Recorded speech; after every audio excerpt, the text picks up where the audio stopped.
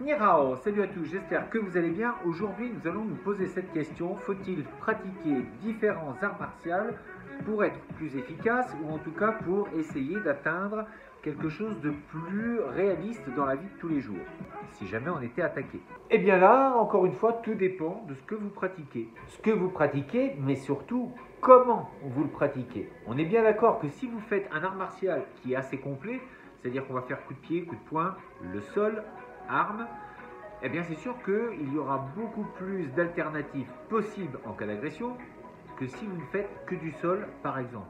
Tout comme si vous faites un art martial où vous travaillez les armes, comme le sabre, le kendo, le iaido, des choses dans ce style, et bien évidemment si vous vous retrouvez face à quelqu'un qui veut vous mettre des coups de poing et que vous n'avez jamais mis des gants, ça va être compliqué également.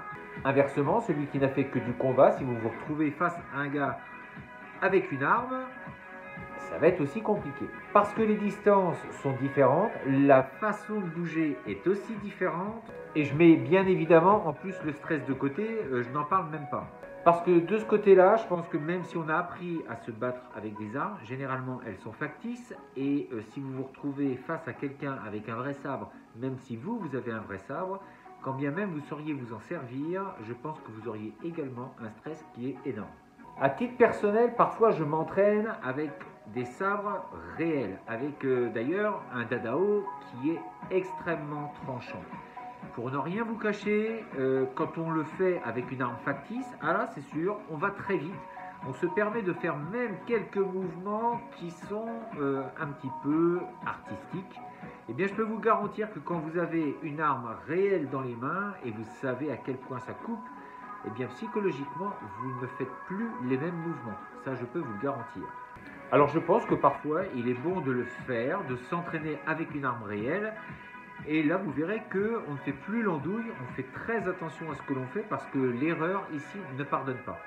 Quand je vois parfois des gens faire des formes avec des sabres en s'entourant la tête, passant derrière le dos, des choses comme ça,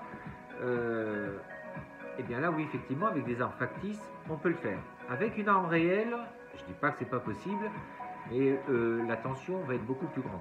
Et puis l'art est une chose, mais celui qui enseigne apporte aussi quelque chose à l'art en question. On peut prendre n'importe quel style et on prend une personne différente, et bien à chaque fois, pourtant c'est le même style, mais ce sera enseigné d'une certaine façon et les résultats seront complètement différents.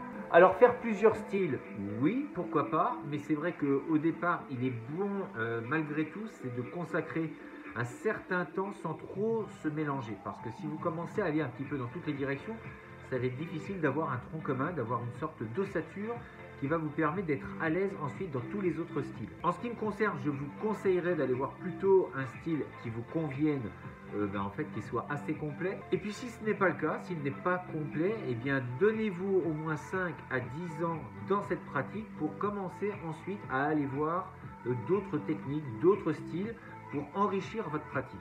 Il m'est également arrivé de pratiquer avec des gens qui n'avaient fait qu'un style. Et à partir du moment où vous commencez à bouger d'une autre façon, eh bien ils sont un peu perdus. Et donc c'est ça qu'il faut éviter à tout prix. C'est-à-dire que vous ne devez pas être surpris de la façon où la personne bouge. Il y a des gens, comme les gens qui font de la capoeira, ils ont un style bien particulier où ils vont se mettre en mouvement. S'ils tombent face à quelqu'un qui ne fait que de la boxe, forcément il y a dans les deux cas une sorte de surprise. Cette surprise, elle doit vite partir. On doit tout de suite, un petit peu comme dans une danse, se mettre à danser avec l'autre, ressentir un petit peu ce qui va se passer. Et je pense que c'est exactement pour tout, comme ça, dans toute notre vie, que ce soit la nourriture, que ce soit la rencontre avec les gens. Plus nous avons des rencontres variées, plus nous avons une nourriture variée, et plus nous ouvrons nos horizons et nous sommes ouverts d'esprit. Plus nous allons chercher à cantonner notre savoir uniquement sur le style que nous faisons, eh bien nous allons nous renfermer. La pratique martiale, elle est d'ouvrir les personnes. C'est de s'ouvrir vers l'autre, de rencontrer l'autre et de ne pas penser que notre pratique, celle que l'on a, quelle qu'elle soit, est la meilleure.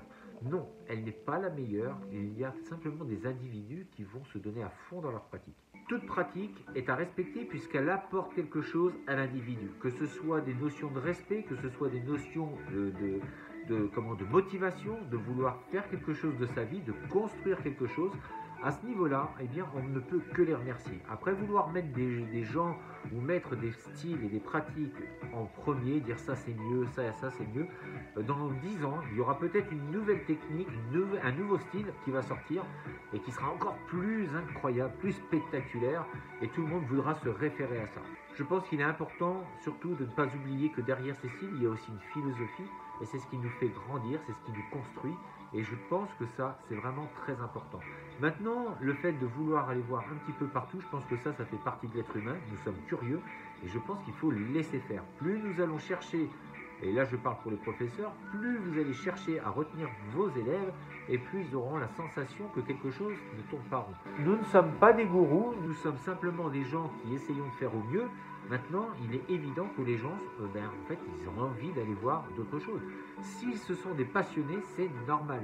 Maintenant, c'est vrai que c'est un petit peu délicat de vouloir trop voir de choses. À trop vouloir faire des styles complètement différents, on en vient à se mélanger. Et il faut, encore une fois, c'est ce que je pense, avoir une certaine construction de départ. C'est ce qui va nous permettre d'aller librement dans tous les autres styles. D'ailleurs, à mon sens, une bonne pratique, c'est celle qui va permettre de vraiment se réaliser dans notre vie de tous les jours. Pas uniquement dans le combat, mais aussi dans la construction de notre vie. Et à ce niveau-là, je pense qu'on a énormément de choses à rechercher. Donc nous devons nous poser des questions sur cette pratique martiale et sur les différents univers qu'elle nous ouvre, que ce soit le combat, mais que ce soit la littérature, que ce soit la calligraphie, la médecine, le bien-être, tout ça fait partie de cette pratique.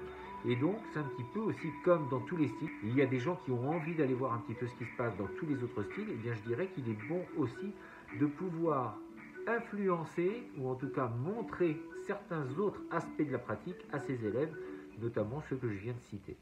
Un homme accompli n'est pas uniquement un corps, mais c'est aussi, à mon avis, un mental, un esprit, quelqu'un qui se pose des questions sur lui, mais sur la pratique et dans le monde dans lequel il vit. Ce n'est donc pas suffisant de s'entretenir physiquement, il est bon d'entretenir aussi ce que nous avons dans notre tête. Je vous dis à très bientôt pour une prochaine vidéo. D'ici là, restez forts, restez beaux et surtout, restez bienveillants.再见!